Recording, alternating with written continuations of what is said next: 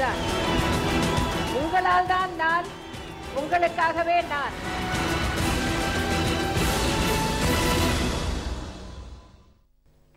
ஜெயா தொலைக்காட்சி நேயர்களுக்கு வணக்கம்.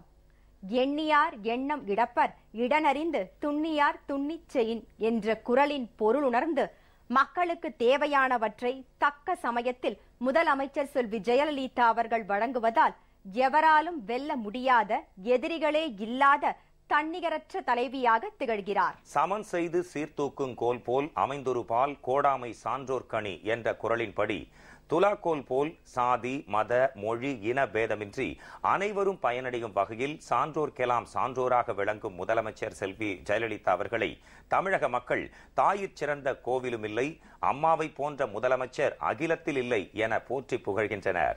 நடப்பாண்டிலும் வேளாண் பணிகள் மேற்கொள்ள ஏதுவாக பண்ணை இயந்திரங்கள் வாங்க மானியம் வழங்குவது, வேளாண் பயிர்களில் நவீன தொழில்நுட்பங்களை விவசாயிகள் செயல்படுத்துவதற்காக மாநிலம் முழுவதும் 3,25,000 ஏக்கரில் செயல் விளக்கங்கள் அமைப்பது, நெல், சிறுதானியங்கள், பயறு வகைகள், எண்ணெய் வித்துக்கள் போன்ற பயிர்களுக்கு உற்பத்தி மானியம் மற்றும் விநியோக மானியம் வழங்குவது, அரசு பண்ணைகளை மாதிரி பண்ணைகளாக தரம் உயர்த்த நிதி ஒதுக்கீடு, நவீன உத்திகளால் பயறு வகை உற்பத்தியை பெருக்க நடவடிக்கை, நவீன பாதுகாக்கப்பட்ட சூழலில் தோட்டக்கலை பயிர் சாகுபடியினை மேற்கொள்ள நிதி ஒதுக்கீடு உள்ளிட்ட முக்கிய அறிவிப்புகளை முதலமைச்சர் செல்வி ஜெயலலிதா அவர்கள் வெளியிட்டுள்ளார்.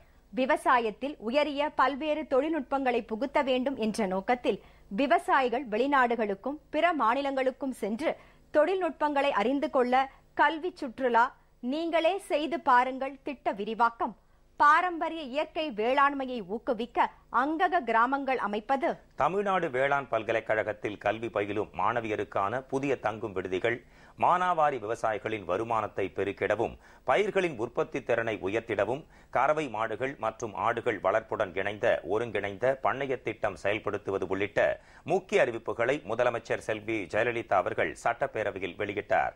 இந்த அறிவிப்புகள் பற்றிய கூடுதல் தகவல்களை நீங்கள் அறிந்து கொள்ளும் வகையில் உருவாக்கப்பட்டுள்ளதுதான் இன்றைய முதலமைச்சர் நேரம் நிகழ்ச்சி.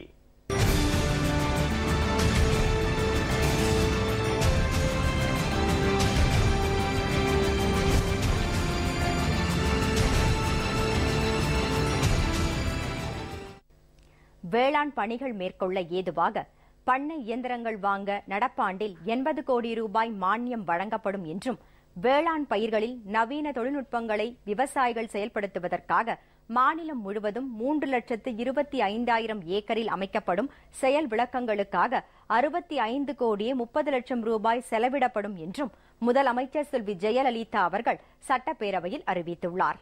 இந்த பகுதியை இப்போது பார்க்கலாம். முதுநிலை தொழிலாக விளங்கும் வேளாண் தொழிலை வளர்ச்சி அடையச் செய்து உணவு தானிய உற்பத்தியை பெருக்குவதிலும் உணவு தந்துதவும் உழவர்களின் வாழ்க்கை தரத்தினை மேம்படுத்துவதிலும் இந்தியாவிலேயே முதன்மை மாநிலமாக தமிழகம் விளங்கும் வகையில்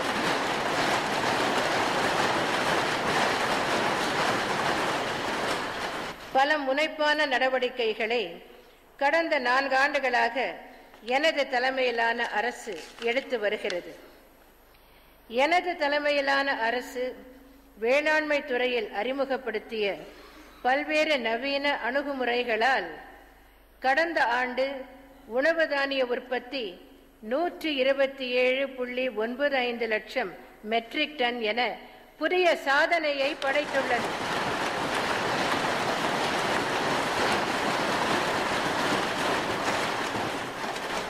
முந்தைய மைனாரிட்டி திமுக ஆட்சியில் அதிகபட்ச உணவு தானிய உற்பத்தி அளவான 82.64 லட்சம் மெட்ரிக் டன் என்ற அளவை விட இது 55% கூடுதலாகும்.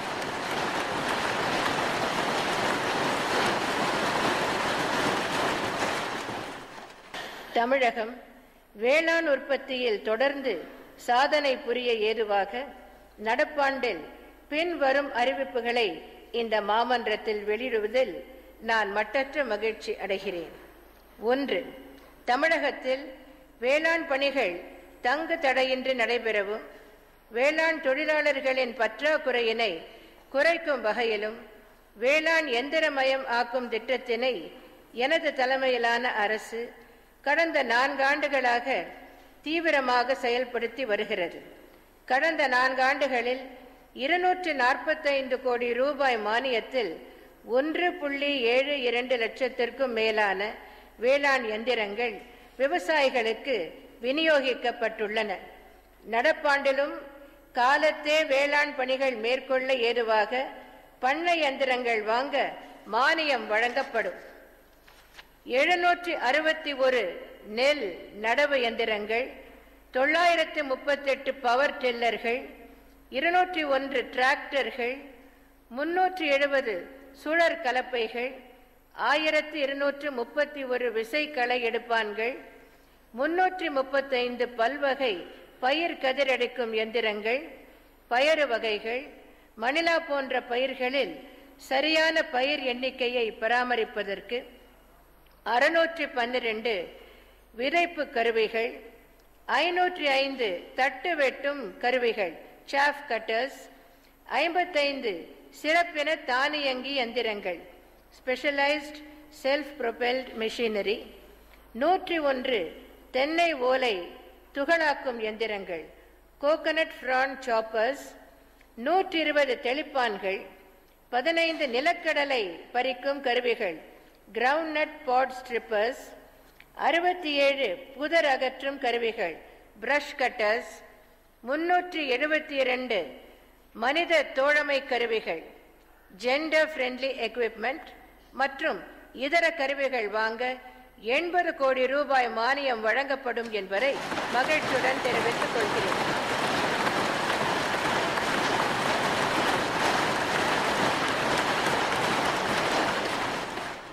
இரண்டு, உயர் விளைச்சல் பெறுவதற்கு நவீன தொழில்நுட்பங்களை பின்பற்றுவது அவசியமாகும்.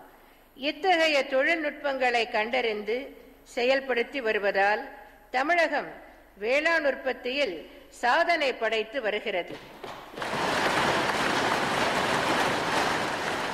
215-16 ஆண்டிலும் வேளாண் பயிர்களில் நவீன தொழில்நுட்பங்களை விவசாயிகள் செயல்படுத்துவதற்காக மாநிலம் முழுவதும் 3,25,000 ஏக்கரில் செயல் விளக்கங்கள் அமைக்கப்படும்.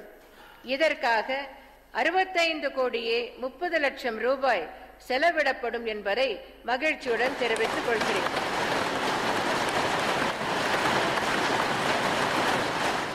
இதன் மூலம் விவசாயிகள் இடுபொருட்களை உரிய காலத்தில் பெற்று புதிய தொழில்நுட்பங்களை செயல்படுத்தி அவர்களின் விளைச்சலும் வருமானமும் உயர வழிவகை ஏற்படும். நடப்பாண்டில் நெல், சிறுதானியங்கள், பயறு வகைகள், எண்ணெய் வித்துக்கள் போன்ற பயிர்களுக்கு உற்பத்தி மானியம் மற்றும் விநியோக மானியம் வழங்கப்படும் என்றும் அரசு பண்ணைகளை மாதிரி பண்ணைகளாக தரம் உயர்த்த நிதி ஒதுக்கீடு, பல்வேறு நவீன உத்திகளால் பயறு வகை உற்பத்தியை பெருக்க நடவடிக்கை, நவீன பாதுகாக்கப்பட்ட சூழலில் தோட்டக்கலை பயிர் சாகுபடியினை மேற்கொள்ள நிதி ஒதுக்கீடு உள்ளிட்ட முக்கிய அறிவிப்புகளை முதலமைச்சர் செல்வி ஜெயலலிதா அவர்கள் வெளியிட்டுள்ளார். இந்த பகுதியை இப்பொழுது பார்க்கலாம். 3. விவசாயிகளின் மகசூலை உயர்த்தி வருமானத்தை அதிகரிக்கும் தரமான விதைகளை அதிக அளவில் விவசாயிகளுக்கு வழங்குவதை கருத்தில் கொண்டு சென்ற ஆண்டு தமிழ்நாடு மாநில விதை மேம்பாட்டு முகமை உருவாக்கப்படும் என நான் சட்டப்பேரவையில் விதி 110 கீழ் அறிவித்திருந்தேன். அதன்படி இம்முகமை தமிழகத்தில் உரிய பணியாளர்களை கொண்டு உருவாக்கப்பட்டு 30/4/2015 அன்று ஒரு சங்கமாக பதிவு செய்யப்பட்டு இயங்கி வருகிறது. இம்முகமையின் மூலம் தேவையான தரமான விதைகளை உற்பத்தி செய்து காலத்தே விநியோகம் செய்வதற்காக ஒருங்கிணைந்த செயல் திட்டம் ஒன்று உருவாக்கப்பட்டு விதை கொள்முதல் செய்யப்பட்டு வருகிறது. இதற்காக இம்முகமைக்கு 25 கோடி ரூபாய் சுழல் நிதி வழங்கப்பட்டுள்ளது. மேலும் நடப்பாண்டில் 29 கோடியே 67 லட்சம் ரூபாய் செலவில் நெல், சிறுதானியங்கள், பயறு வகைகள், எண்ணெய் வித்துக்கள் போன்ற பயிர்களுக்கு உற்பத்தி மானியம் மற்றும் விநியோக மானியம் வழங்கப்படும் என்பதை மகிழ்ச்சியுடன் தெரிவித்துக் கொள்கிறேன். 4.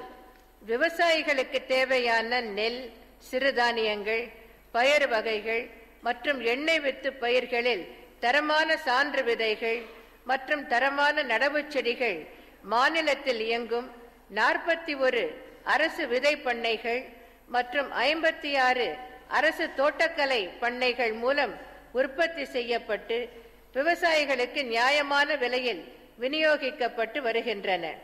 இப்பண்ணைகளில் நீராதாரங்களை பெருக்கி நவீன எந்திரங்களை அதிக அளவில் பயன்படுத்தி தேவையான அடிப்படை வசதிகளை உருவாக்கி தரமான விதை நடவு செடி உற்பத்தியினை மேலும் அதிகரிக்கவும் அந்தந்த பகுதிகளுக்கேற்ற தொழில்நுட்பங்களை விளக்கவும் இத்தகைய அரசு பண்ணைகள் படிப்படியாக மாதிரி பண்ணைகளாக தரம் உயர்த்தப்படும். இதற்காக 15 கோடி ரூபாய் நிதி ஒதுக்கீடு செய்யப்படும் என்பதை மகிழ்ச்சியுடன் தெரிவித்துக் கொள்கிறேன். 5. தாவர புரதச்சத்து தேவையை ஈடு செய்ய நடவு முறை துவரை, ஊடுபயிர் மற்றும் புதர் செடி முறையில் துவரை சாகுபடி உள்ளிட்ட பல்வேறு நடவடிக்கைகளை அரசு மேற்கொண்டு வருகிறது. இதன் காரணமாக 2.5 லட்சம் மெட்ரிக் டன்னாக இருந்த பயறு வகை உற்பத்தி 2013-14 ஆண்டு 6.14 லட்சம் மெட்ரிக் டன்னாக உயர்ந்தது. எனவே நமக்கு கிருஷி கர்மான் விருதை மத்திய அரசு வழங்கியது.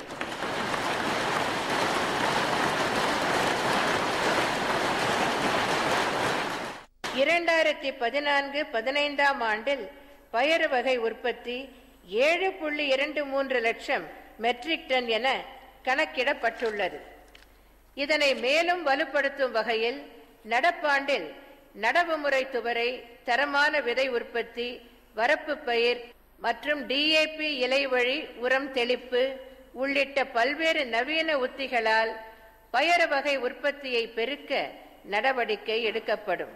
இவை 10.57 லட்சம் ரூபாய் செலவில் செயல்படுத்தப்படும் என்பதை மகிழ்ச்சியுடன் தெரிவித்துக் கொள்கிறேன்.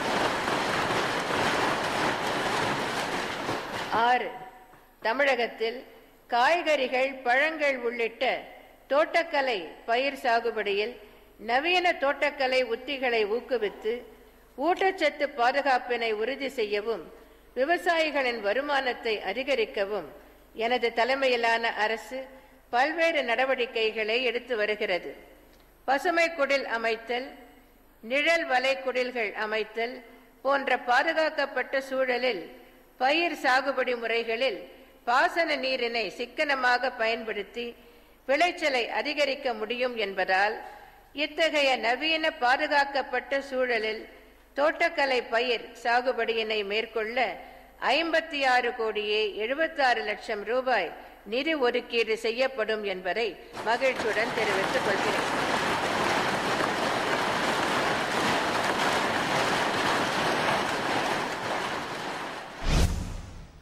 நுண்ணீர் பாசன திட்டத்திற்கு மத்திய அரசின் மானியம் குறைக்கப்பட்ட போதிலும் நடப்பாண்டிலும் சிறு குறு விவசாயிகளுக்கு 100%, இதர விவசாயிகளுக்கு 75% மானியம் தொடர்ந்து வழங்கப்படும் என தெரிவித்துள்ள முதலமைச்சர் செல்வி ஜெயலலிதா அவர்கள் விவசாயத்தில் உயரிய பல்வேறு தொழில்நுட்பங்களை புகுத்த வேண்டும் என்ற நோக்கத்தில் 100 முன்னோடி விவசாயிகள் தேர்ந்தெடுக்கப்பட்டு வெளிநாடுகளுக்கும் 10,000 விவசாயிகள் பிற மாநிலங்களுக்கும் சென்று தொழில்நுட்பங்களை அறிந்து கொள்ள கல்வி சுற்றுலா மேற்கொள்ள ஏற்பாடு செய்யப்படும் என்றும் மாநகர மக்களுக்கு தேவையான சத்தான காய்கறிகளை அவர்களே உற்பத்தி செய்து கொள்ளும் வகையில் காய்கறி சாகுபடிக்கு தேவையான இடுபொருட்கள் அடங்கிய நீங்களே செய்து பாருங்கள் திட்டம் திருச்சி மற்றும் மதுரை மாநகர மக்கள் பயன்பெறும் வகையில் விரிவுபடுத்தப்படும் என்றும் அறிவித்துள்ளார். இந்த பகுதியை இப்போது பார்க்கலாம். 7. பாசன நீரை சிக்கனமாக பயன்படுத்த உதவும் நுண்ணீர் பாசன முறை மூலம் பாசன பரப்பை உயர்த்தவும், நீர் வழி உரமிடல் முறை மூலம் உர தேவையை குறைக்கவும், களை பிரச்சனையை குறைக்கவும் இயலும். மத்திய அரசு நுண்ணீர் பாசன திட்டத்திற்கு சிறு குறு விவசாயிகளுக்கு 50%, இதர விவசாயிகளுக்கு 40% மானியத்தை வழங்கி வந்தது. இருப்பினும் எனது தலைமையிலான அரசு சிறு குறு விவசாயிகளுக்கு 100%, இதர விவசாயிகளுக்கு 75% மானியம் வழங்கி வந்தது. நடப்பாண்டில் மத்திய அரசு மத்திய அரசின் மானியத்தை 35% மற்றும் 25% என குறைத்துள்ளது. இருப்பினும் எனது தலைமையிலான அரசு தற்போது வழங்குவதை போன்றே சிறு குறு விவசாயிகளுக்கு 100%, இதர விவசாயிகளுக்கு 75% மானியம் தொடர்ந்து வழங்கும். நடப்பாண்டில் 1.29 லட்சம் ஏக்கரில் நுண்ணீர் பாசன திட்டம் செயல்படுத்தப்படும்.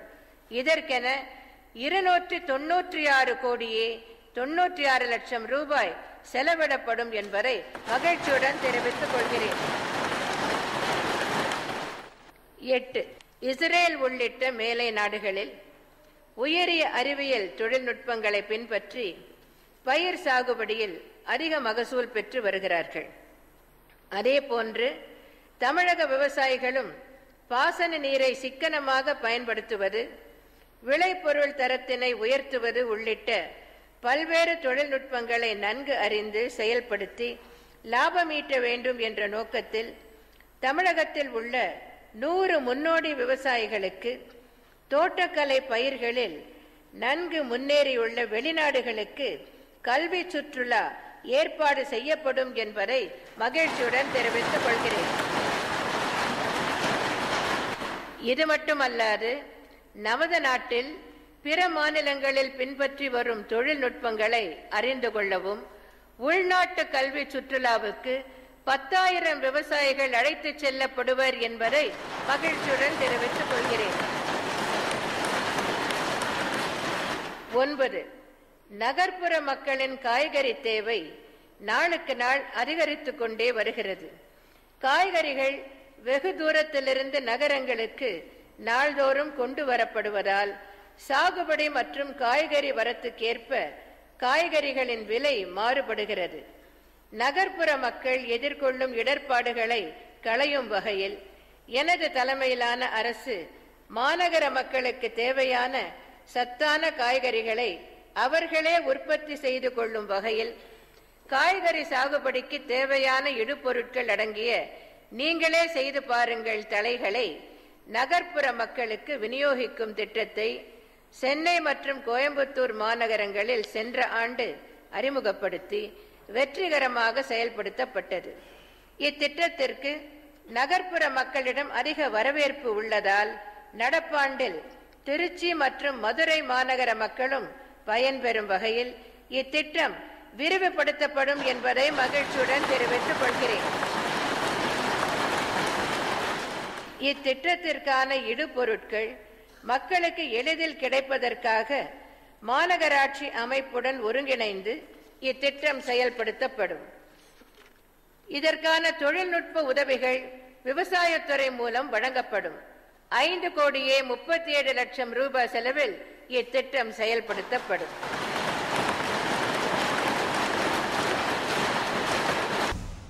பாரம்பரிய இயற்கை வேளாண்மையை ஊக்குவிக்க அங்கக கிராமங்கள் அமைக்கப்படும் என்றும் தமிழ்நாடு வேளாண் பல்கலைக்கழகத்தில் கல்வி பயிலும் மாணவியருக்கான புதிய தங்கும் விடுதிகள் அனைத்து வசதிகளுடன் ஏற்படுத்தப்படும் என்றும் அறிவித்துள்ள முதலமைச்சர் செல்வி ஜெயலலிதா அவர்கள் நடப்பாண்டில் மானாவாரி விவசாயிகளின் வருமானத்தை பெருக்கிடவும் பயிர்களின் உற்பத்தி திறனை உயர்த்திடவும் கறவை மாடுகள் மற்றும் ஆடுகள் வளர்ப்புடன் இணைந்த ஒருங்கிணைந்த பண்ணைய திட்டம் செயல்படுத்தப்படும் என்றும் தெரிவித்தார். இந்த பகுதியை இப்பொழுது பார்க்கலாம். 10. மண்ணின் வளமே மகசூலுக்கு ஆதாரம், நலமான வாழ்விற்கு நஞ்சற்ற உணவே ஆதாரம் என்பதை வலியுறுத்தும் இயற்கை பண்ணைய முறையினை விவசாயிகளிடம் பிரபலப்படுத்த எனது தலைமையிலான அரசு அதிக முக்கியத்துவம் வழங்கி வருகிறது. மண் வள மேம்பாட்டிற்காக நடப்பாண்டில் பசுந்தாள் உர உபயோகம் விவசாயிகளிடையே பெருமளவில் பிரபலப்படுத்தப்படும். மேலும் பாரம்பரிய இயற்கை வேளாண்மையை ஊக்குவிக்க மானிய விலையில் மண்புழு உரம், அங்கக முறையில் உற்பத்தி செய்யப்படும் விதைகள் கொள்முதல், திரவ உயிர் உரங்கள், பாஸ்பேட் செறிவூட்டப்பட்ட இயற்கை உரங்கள், உயிரி பூச்சிக்கொல்லிகள் உள்ளிட்ட இயற்கை இடுபொருட்கள் பயன்பாட்டை அதிகப்படுத்தி தொகுப்பு அணுகுமுறையில் அங்கக கிராமங்கள் அமைக்கப்படும். மேலும் இத்தகைய விவசாய நிலங்களுக்கு அங்கக சான்றளிப்பை வழங்குவதற்கும் எனது அரசு உரிய நடவடிக்கை மேற்கொள்ளும். இத்திட்டம் சுமார் 8 கோடி ரூபாய் செலவில் செயல்படுத்தப்படும்.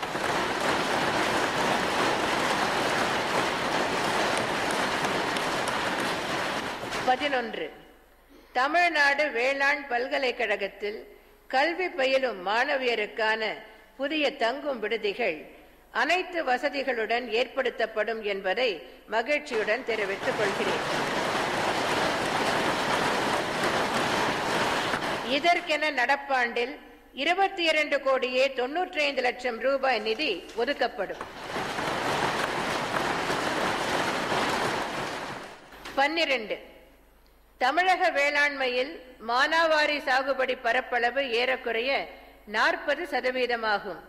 மானாவாரி விவசாயிகளின் நலனை கருத்தில் கொண்டு அதிகரித்து வரும் வெப்பநிலை, பருவம் தவறிய மழை, நீர் பற்றாக்குறையினால் பாதிப்பு ஆகிய இடர்பாடுகளிலிருந்து விவசாயிகளை பாதுகாக்க இவ்வரசு முயற்சி மேற்கொண்டு வருகிறது. நடப்பாண்டில் மானாவாரி விவசாயிகளின் வருமானத்தை பெருக்கிடவும், பயிர்களின் உற்பத்தி திறனை உயர்த்திடவும், கறவை மாடுகள் ஆடுகள் வளர்ப்புடன் இணைந்த ஒருங்கிணைந்த பண்ணைய திட்டம் 48 கோடியே 50 லட்சம் ரூபாய் செலவில் செயல்படுத்தப்படும் என்பதை மகிழ்ச்சியுடன் தெரிவித்துக் கொள்கிறேன்.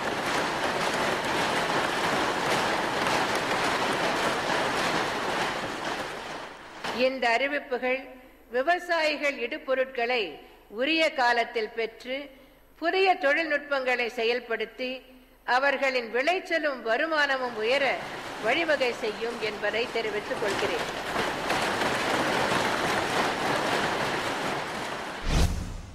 தமிழகம் வேளாண் துறையில் தொடர்ந்து சாதனை புரிய ஏதுவாக முதலமைச்சர் செல்வி ஜெயலலிதா அவர்கள் சட்டப்பேரவையில் 110 விதியின் கீழ் வெளியிட்ட முக்கிய அறிவிப்புகளை இன்றைய முதலமைச்சர் நேரம் நிகழ்ச்சியில் விரிவாக பார்த்தோம். அடுத்த முதலமைச்சர் நேரம் நிகழ்ச்சியில் முதலமைச்சர் செல்வி ஜெயலலிதா அவர்களின் தலைமையிலான அஇஅதிமுக அரசின் முன்னோடி திட்டங்கள் குறித்து பார்ப்போம். நன்றி, வணக்கம்.